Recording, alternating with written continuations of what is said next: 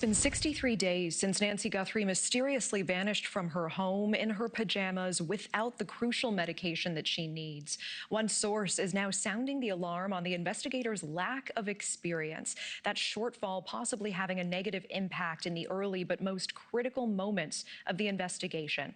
In fact, the supervisor who first arrived to Nancy Guthrie's home apparently had never investigated a homicide before.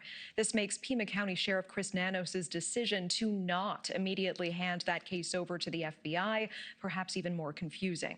In this NewsNation exclusive, NewsNation's Brian Enton sitting down with that source, and here is part of that interview. What would you say are the biggest mistakes when it comes to the Nancy Guthrie investigation, from what you know? Speaking with some people that actually know the intimate knowledge of this investigation have told me that there was an immediate rush to judgment on what was happening at that scene. And it was that Nancy had somehow wandered off. And so they rushed to that judgment, stayed with that judgment, and then ran the investigation as if this was a search and rescue issue, opposed to a possible criminal issue. From what you know, were the initial people who responded inexperienced? From what I understand, the people that were there on the scene were not 10-year homicide detectives. They didn't have a lot of experience in homicide at that point. To include the supervisor, who, from my understanding, never investigated a homicide before being installed as the supervisor for the homicide unit. So the supervisor who first responded to Nancy Guthrie's house had never investigated a homicide? Correct. How is that possible? Well, so you have decisions made by people that will install friends and people that can do stuff for them, opposed to people that are there on their merit and can do the job correctly. Do you think not enough evidence was collected? The fact that detectives had to return to that location not once but several times leads me to believe that they should have handled it differently. They should have kept the scene secure. Do you get the sense right now that there's anyone that they're seriously looking at? The people I've talked to that are still in the know on this investigation tell me that there's no direct suspect right now, no name on the table. Is that shocking? Not with how the investigation's gone so far. I mean, you have individuals that are either lucky as hell or more cunning than a lot of people have seen in the past. If you take the first, extremely lucky, maybe his luck will run out, but so far it hasn't. But if you take the second one, that he was extremely cunning, there's a chance that he may have covered his tracks so well that we may not find out what happened right now. Brian Enton with that, thank you. And as the search for Nancy Guthrie continues, one key piece of evidence could give us the break in the case we need: DNA. In an episode of my podcast, The Truth of the Matter, we examine if investigative genetic genealogy could hold the key in this case. Here's a preview. The FBI is honing in on key dates in the Nancy Guthrie case. Investigators now asking the public to focus on several specific dates: January 11th, January 24th, and the early morning hours of February 1st, raising new questions about whether the person responsible may have been near her home before she vanished, if there was planning or any digital or biological evidence left behind. I spoke with Mark Garagos. He's a renowned defense attorney known for representing everyone from Sean P. Diddy Combs to Michael Jackson to the Menendez brothers. He's been closely tracking the Guthrie case. This is what he told me. I think what they've done here, if I had to guess, is they have located some tracking type evidence that suggests that a similar, somebody who was in the area weeks before and then 8 days before also corresponds to the night before. Weeks stretching on and nothing but agony for Savannah and the Guthrie family, continuously asking the public for their help and not to forget. Everyone is looking for you, Mommy, everywhere. We believe our mom is still out there. We need your help. We need to know where she is. We need her to come home. It is never too late to do the right thing. And we are here. We are in agony. It is unbearable. Another potential key: investigative genetic genealogy, the technology used to find Brian Kohberger and identify the Golden State Killer. A woman at the forefront of this technique believes it's simply a matter of time before genetic genealogy solves the Guthrie case, and that there can be lessons learned from one of her previous cases, that of 12-year-old Michella Welch. In 1986, she took her two little sisters to a park to play in Tacoma, Washington. She left them briefly to make them sandwiches. Her sisters found a restroom, and when they came back, Michella's bike was there, the lunches were there, Michella was not. That night, searchers found her body. The sixth grader had been sexually assaulted and murdered. The case went cold for decades. No one knew who killed her. That was until over 30 years later, police hired Cece Moore, who solved the crime within hours. Yes, hours, using investigative genetic genealogy. She used a DNA sample from the crime scene to build a family tree, which led her to the killer. Gary Hartman, a psych ward nurse married to a psychologist still living in that same area where he took Michella's life. The confirmation coming after detectives tailed him, getting his DNA from a brown paper napkin at a restaurant. And Cece Moore has solved more than 300 cases. She believes investigative genetic genealogy will crack the Nancy Guthrie case. Here she is on the Truth of the Matter podcast talking about what it felt like to finally identify a suspect in the Michella Welch case. Incredible. And, you know, I was a tomboy. I was always out on my bike or walking, hanging out with my little friends. And so, you know, that really hits home too. Yeah. That we were so free back then in the 70s and 80s, and poor Michella and her sisters and her parents and Jennifer Bastian's family, like to have to go through that and have that innocence just forever shattered. To be able to help her family finally get answers, and in this case, even justice. Yeah, the full conversation with Cece Moore posted on the Truth of the Matter podcast. You can use your phone to scan the QR code on your screen if you want to see it, or find it on NewsNation's YouTube page right now. You can listen wherever you get your podcasts.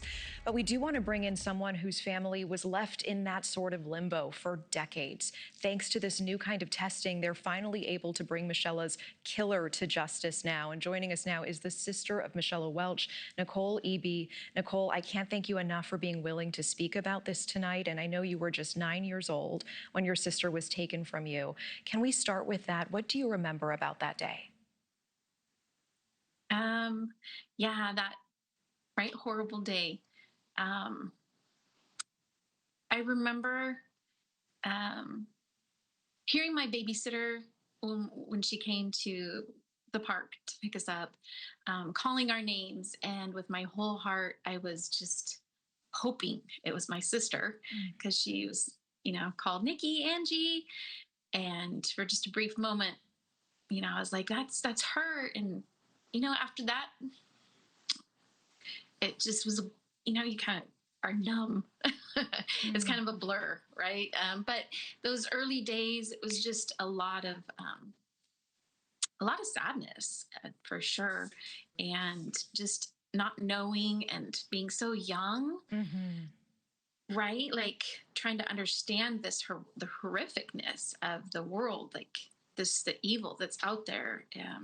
Like your innocence is really shattered. Right. I mean, Cece just said that. She said for you, that innocence was just shattered. And it happened at such a young age. How did it impact you to have this unspeakable tragedy happen in your family? I mean, it must have impacted every single person you love. Yes. Seeing my mom go from just happy all the time and kind and sweet to being bitter and angry and frustrated and sad. I mean, when you're 9 years old, right? That's just so traumatic and impactful. And yeah, just family dinners, going out, we'd be having a good time, and then my mom would just start bawling. I really became the strong one in the whole situation, because I am more easygoing, happy-go-lucky, But then that affects you later in life, right? Of course, of course. And I think, Savannah Guthrie just verbalized some of this. Of course, her mother, Nancy, is still missing. She shared this message about that particular pain of not having closure.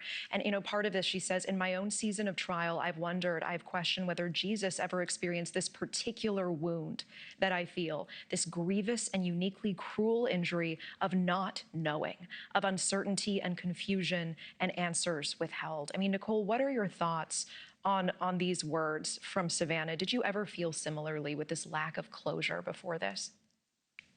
For sure.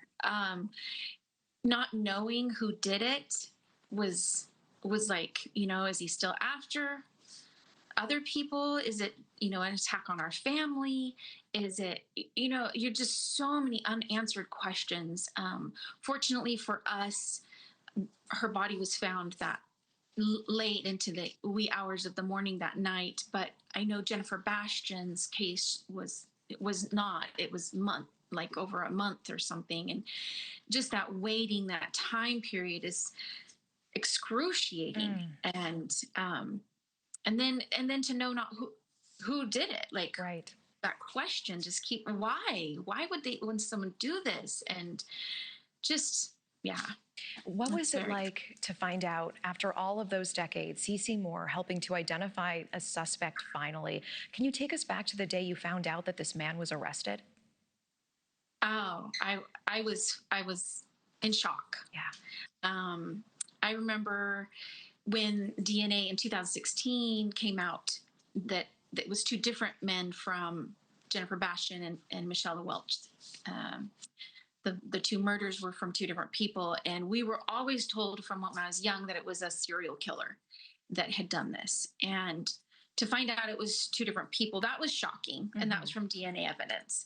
And then when they said we found him, it was just blew my mind away. Like, wow, after all these years, I was on vacation with my family. We drove right up to Washington State, and we were at the initial trial. And it just was like, it opened a whole nother can of worms that I had, kind of buried after so many years. You just think, well, it's just maybe that person's dead, maybe they're incarcerated, maybe they've had a change of life. You just have so many things. It's easy to just kind of,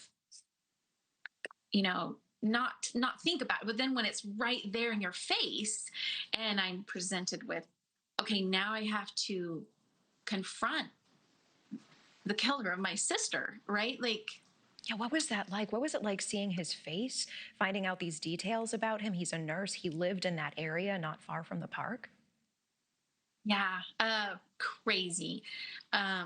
Just when I found out he worked at Western State Hospital, which is a psych hospital, I remember just thinking, well, that would make a lot of sense that, yeah, he's working at a psych hospital, right? Like, not just, he's in the psych ward. I don't know. It was really,